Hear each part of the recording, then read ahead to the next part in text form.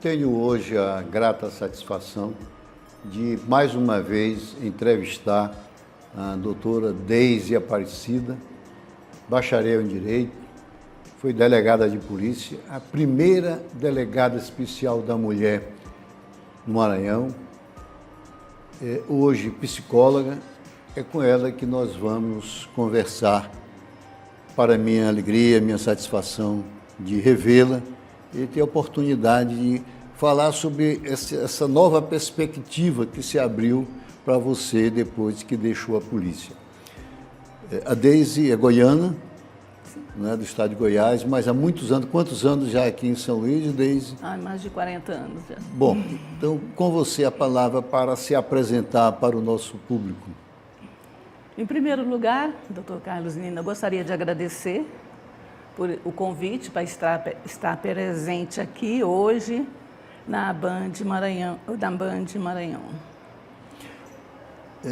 Deise, quando você veio para o Maranhão, você já era bacharel em Direito, né? Já era formada em Direito. Sim. E aí foi para a polícia ou já era da polícia? Não, ingressou na polícia aqui no Maranhão.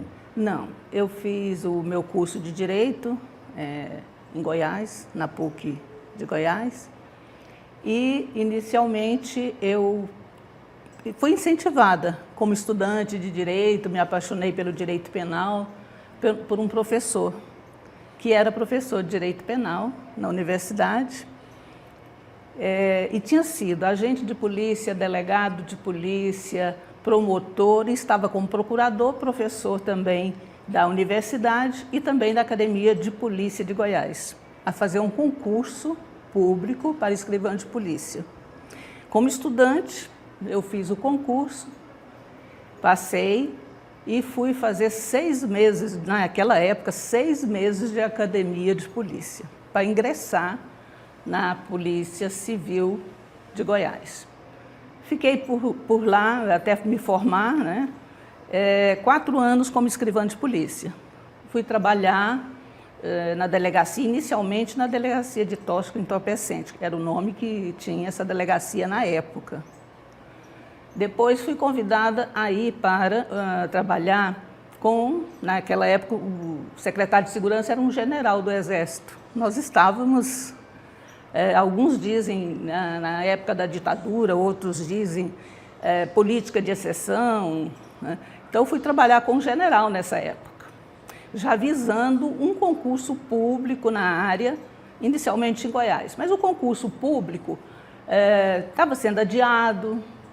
Tocantins foi separado, Tocantins pertencia ao estado de Goiás, tinha separado, não, vai ter concurso em Tocantins, vai ter concurso em Goiás e vai ter concurso na Bahia também. Falei, bom, vou me preparar. Mas o foco já era concurso de público delegado. Para delegada de polícia. Eu já estava na Polícia Civil como escrivã de polícia e fazendo cursos, mas fui trabalhar nessa área, no gabinete do próprio secretário. E aí acompanhando os concursos que poderiam... As possibilidades. No país. E o general um dia me chamou no gabinete e disse assim, olha, faz os preparativos, aqui nós vamos receber o secretário de Segurança Pública do Maranhão. Ele está vindo para conhecer a Academia de Polícia de Goiás. Então, eu fui organizar a recepção para o secretário de Segurança Pública, Raimundo Marques, na época, que foi conhecer principalmente a Academia de Polícia, porque ele pretendia fazer o primeiro concurso público no Maranhão. Para delegado. Para delegado de polícia. Nessa época, então, nós fizemos a recepção, ele conheceu a Secretaria de Segurança, a Academia de Polícia, o Instituto de Criminalística, que tudo funcionava perto, né?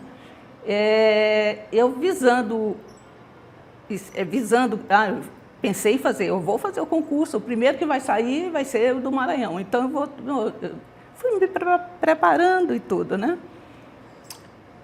Bom, passou algum tempo, novamente o general me chamou e disse, olha, você como escrivã de polícia, você vai acompanhar um perito, 2 peritos, para ir para o Maranhão, já começar a montar a chamada Escola de Polícia, que na primeira não é atualmente a Academia de Polícia, mas começou como Escola de Polícia. Viemos nessa época, não me lembro assim, mas foi no começo do ano, acho que março, por aí. Eu me lembro, eu tive um convite seu para dar uma disciplina lá, mas era academia. Mas já era na turma de 90, essa turma, foi na turma, essa turma era de 90. A turma que você, inclusive, deu aula e tudo, talvez seja a turma de 98. Até eu me lembro que o Estênio, que foi delegado depois... Então exatamente, foi da Escola de Polícia. Ainda éramos Escola de Polícia naquela época. Ali na rua... E na Rua da Palma. Sim, exato. Éramos naquela época, sim. Isso, é verdade. Mas sim... Nessa época também, esse professor, que me incentivou muito, também foi convidado, né? Inclusive, ele tem obras publicadas, muito lido pelos delegados, sobre procedimento policial, pela experiência, né? Então, era o livro que a gente adotava também, na Escola de Polícia. Sim, mas aí você veio para cá para fazer essa instalação. Sim, e aqui... e depois voltei, e quando saiu o edital, eu me inscrevi, né? Através, naquela época, Correios, a gente mandava documentação, procuração para pessoas, para fazer a inscrição. Então, me inscrevi nesse concurso, tá? E depois vim já para fazer as provas. E cursei, fiz o concurso da primeira turma de carreira do Maranhão, onde também no Estado não existiam mulheres na polícia, nem no Exército, nem na Polícia Militar. E nesse primeiro concurso, 5 mulheres passaram. Eu, Socorro, hoje promotora, Marília, né? Marília Portela. Tá? E outras delegadas que depois foram também nomeadas. A Rosane também era... Ela já foi da segunda turma, que também trabalhou comigo na delegacia da mulher, né? Mas a Delegacia Especial da Mulher, da qual você foi a primeira delegada, sim, foi logo nesse momento? Ou não. Antes, eu trabalhei em outras delegacias, várias delegacias. A primeira delegacia foi a delegacia, na época, chamada de menores. Era antes do Estatuto da Criança e do Adolescente, porque o concurso nós fomos nomeados em 82, então vigorava o Código de Menores. E depois passei por outras delegacias, acidente de trânsito, segundo distrito, aí peguei uma experiência até que fui convidada para também ser a diretora da então Escola de Polícia, que eu mesmo havia participado de todo o trabalho para montar, né, a escola. E foi a oportunidade que o Dr. Carlos Nina esteve contribuindo, né? Era presidente da OAB nessa época, né? Era? Não me lembro, mas se exatamente se coincidiu. Se foi em 90, já tinha deixado. Agora, e aí surgiu então a Delegacia Especial da Mulher. Você ficou na Delegacia Especial da Mulher? Sim, a delegacia foi inaugurada antes da Constituição de 88, a Delegacia da Mulher. Eu me lembro até que nós colaboramos de alguma forma para a criação da delegacia. Da delegacia. A doutora Nelma, a desembargadora Nelma, da época era juíza. Ela era também, juíza, me lembro bem, muito bem dela. Grande contribuição também. A grande contribuição do Dr. Carlos Nina, doutora Rosane também. Nelma, Rosane. Aqui, inclusive, nós assumimos junto, ela era adjunta sua. Adjunta. E nessa época foi uma luta muito grande, porque era novidade, as mulheres não eram consideradas iguais, homens e mulheres, né, iguais, né? E o que aconteceu em 88, foi inaugurada antes. Mas com apoio também de grupos organizados, de mulheres, todo um movimento muito na época, nessa época já constituinte, né? E também o Dr. Carlos Nina me parece que participou. Sim, nós contribuímos, assim, a participação da Ordem dos Advogados. Da Ordem que era dos o Baeta Advogados. antes, depois o Márcio Tomás Basto. Então, nós assumimos também essa sua luta. Resgatando essa história aí, né? Foi que nós chegamos, então, depois a ser diretora também da Academia de Polícia. Exato. Pois é, eu me lembro da academia, aliás, onde houve aquele episódio com os delegados que acabaram se acomodando lá, aquele episódio na época do governador Luiz Rocha. Mas essa experiência toda sua de polícia, depois você se aposentou, não é? E aí fez o curso de psicologia ou já tinha feito antes? Não, eu trabalhei 30 anos como delegada de polícia, 4 anos como escrivã de polícia em Goiás. E com esse tempo eu me aposentei. Passou algum tempo, eu resolvi fazer o curso de psicologia. Por quê? O que tem a ver? Eu entendia já que foi muito interessante para mim, porque a visão da psicologia poderia ter contribuído muito mais com o meu trabalho como delegada de polícia. E hoje a gente considera importante a presença desse profissional, inclusive na polícia investigativa, nas delegacias, e tem profissionais nessa área também. Você, hoje, inclusive, como psicóloga, você é cadastrada como perita, né, disponível, tanto no Tribunal de Justiça do Maranhão como no Piauí também. Né? Então, me inscrevi, sou inscrita no Banco de Peritos do Maranhão e do Piauí. Sim, mas aí você estava falando, o que tem a ver, na verdade? Eu acho que tem tudo a ver, o olhar da psicologia no direito. Dizem até que direito e psicologia, eles estão fadados a dar as mãos, né?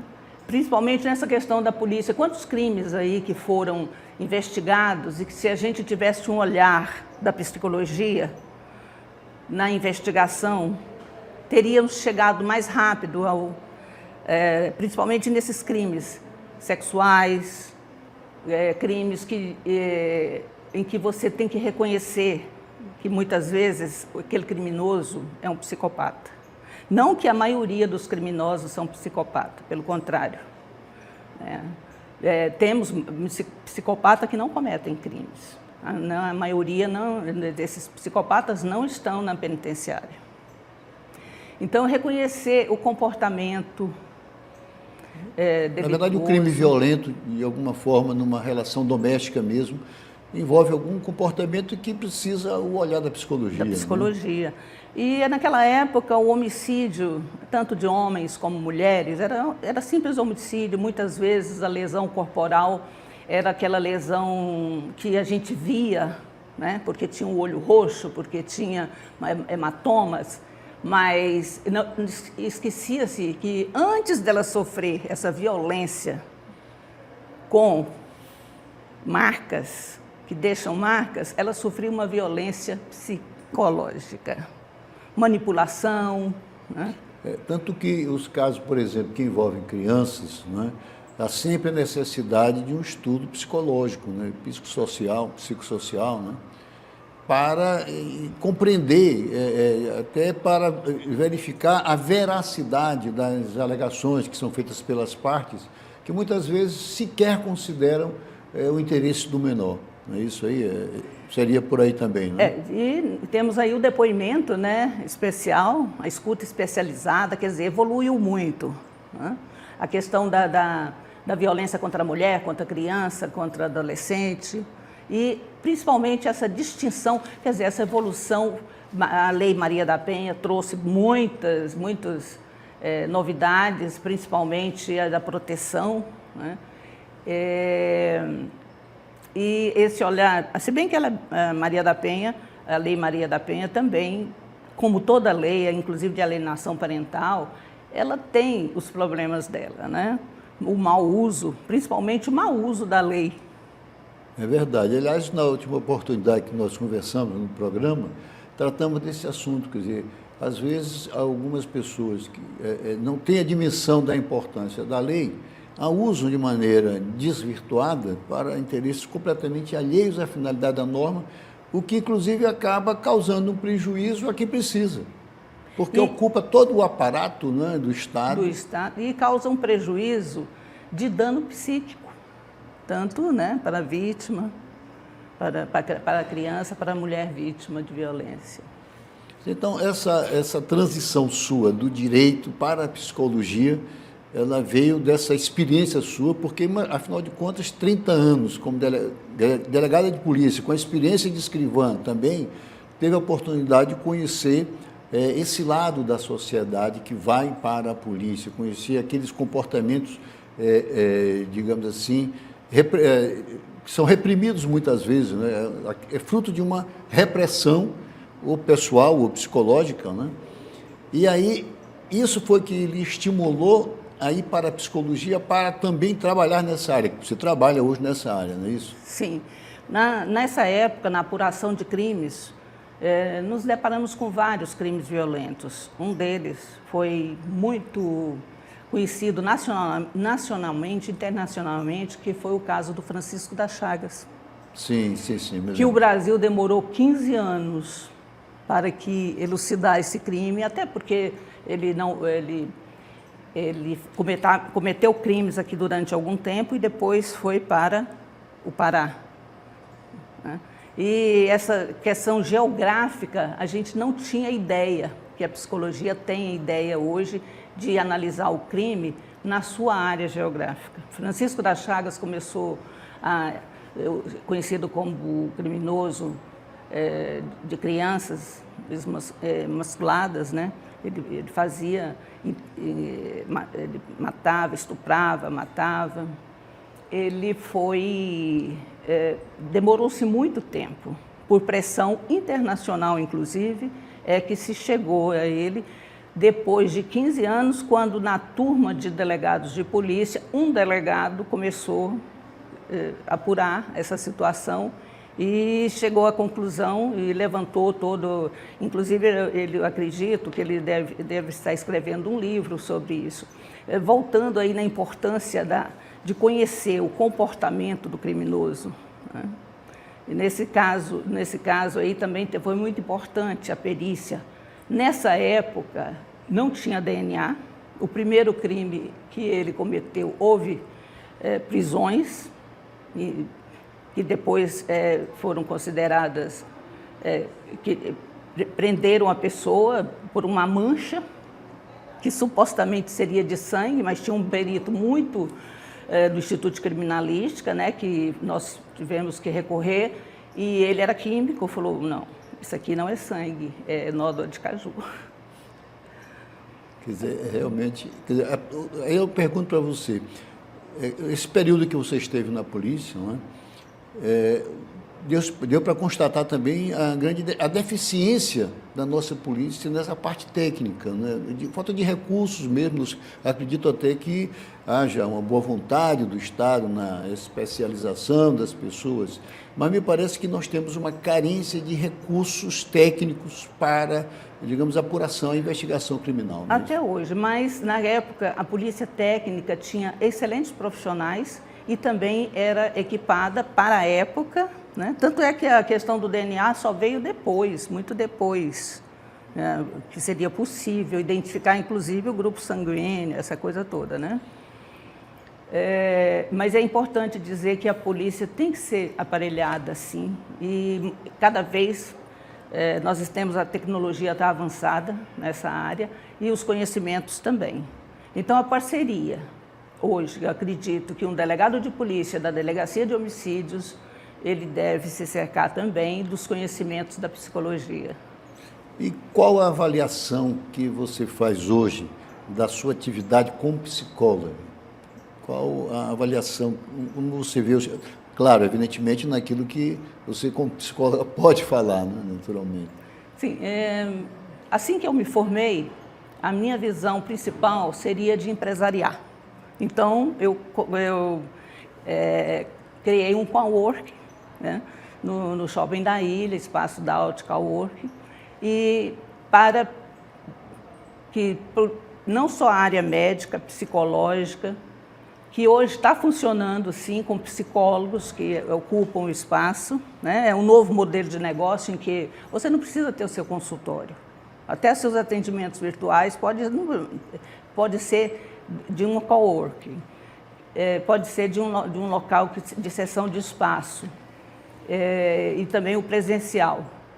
E temos, né, psicólogos, temos médicos e temos advogados também. Quer dizer, que esse espaço Daut lá no Shopping da Ilha. No né? Shopping da Ilha. E lá você tem, digamos, as pessoas, eu sou advogado e eu quero ocupar o espaço lá, independentemente da profissão, quer dizer, pode ser um médico, pode... Um profissional liberal, um corretor, alguém da marketing. Agenda lá o horário. Agenda o horário com antecedência. E nós temos salas com recepção compartilhada. São salas individuais, decoradas, equipadas, para que o profissional chegue, exerça sua atividade profissional, paga por hora, sem nenhuma burocracia. Sim, e a psicóloga Deise atende lá também? Sim, sou na área de casais. Acho que resgatando aí a experiência na Delegacia da Mulher, né? Nessa área de atender casais, individual também, e principalmente como psicóloga jurídica. Nessa sua transição de Goiás para o Maranhão, como era aquela época a questão da violência, de um modo geral, ou até de modo particular com relação aos crimes de violência doméstica, entre Goiás e o Maranhão? Qual a sua percepção naquela época? Olha, nós vivíamos... na minha época, como escrivã de polícia, o Estatuto da Mulher Casada. Né? Depois, o Código Civil era de 2016, foi 16? É. Sim. Tá. 1916. Então, 1916, não? É muita coisa, muita história, né? Mas, assim, a gente, até hoje, tem uma pesquisa aí de um fórum econômico de 2018, que levaríamos mais 108 anos se não houvesse quebra das políticas públicas para a igualdade de homens e mulheres. Então, a igualdade veio na lei, mas por uma questão cultural, levando em consideração o machismo, não só a questão, quando fala de violência, só fala violência física, né? Mas a violência psicológica, quando confundíamos, hoje não, hoje o feminicídio é diferente do homicídio. O homicídio acontece nas ruas, pessoas desconhecidas, o feminicídio não. Acontece, na maioria das vezes, dentro do lar, pelaquela pessoa que devia cuidar. Aquela pessoa que devia cuidar. E só se fala na punição. Também, a novidade que foi da Maria da Penha foi a questão da reeducação, não só da mulher, do homem. Nós já estamos caminhando para o final do programa, vou deixar para as suas considerações finais, mas eu quero lembrar também o trabalho que tem sido feito pela promotora doutora Selma. Ela tem colocado uns vídeos aí nas redes sociais, alertando as mulheres contra a violência, para não aceitar a violência. E já nas suas considerações finais, temos pouco tempo, já 1 minuto, 2 minutos, qual o conselho, qual a recomendação que você faz, não só às mulheres, mas para os homens, para a sociedade, com relação à necessidade que nós temos de criar um mundo de paz? Parceria, né? A importância de vários profissionais hoje, né? Juízes, promotores, advogados, delegados, empenhados, né, no cumprimento da lei e exatamente fazendo sugestões de melhoria, mas uma coisa muito importante é a questão da educação, porque a escola, a criança aprende, mas a educação, muitas vezes, é dentro, e a maioria das vezes, é dentro do lar. E a reeducação, porque a culpa não é... é o sistema, é o machismo, é a desigualdade. Né? Os homens também sofrem, porque muitas vezes é cobrado deles uma situação em que eles, muitas vezes, é cobrado a violência, o ser forte, o ser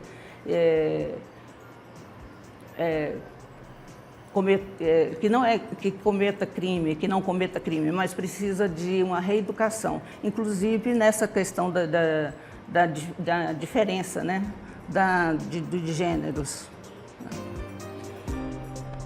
Estivemos conversando aqui com a doutora Deise Aparecida, quero agradecer mais esta oportunidade e ao meu amigo Moreira Serra Júnior, que, não tendo vindo fazer as entrevistas, está me permitindo essa satisfação.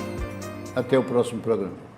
Cuidar de nossos idosos é preservar a nossa história. Asilo de Mendicidade. São 105 anos ofertando acolhimento digno de forma totalmente voluntária. Aqui contamos com cuidadores, terapeutas, psicólogos, central administrativa e um call center para recebimento de doações. Faça parte dessa história. Faça também a sua doação.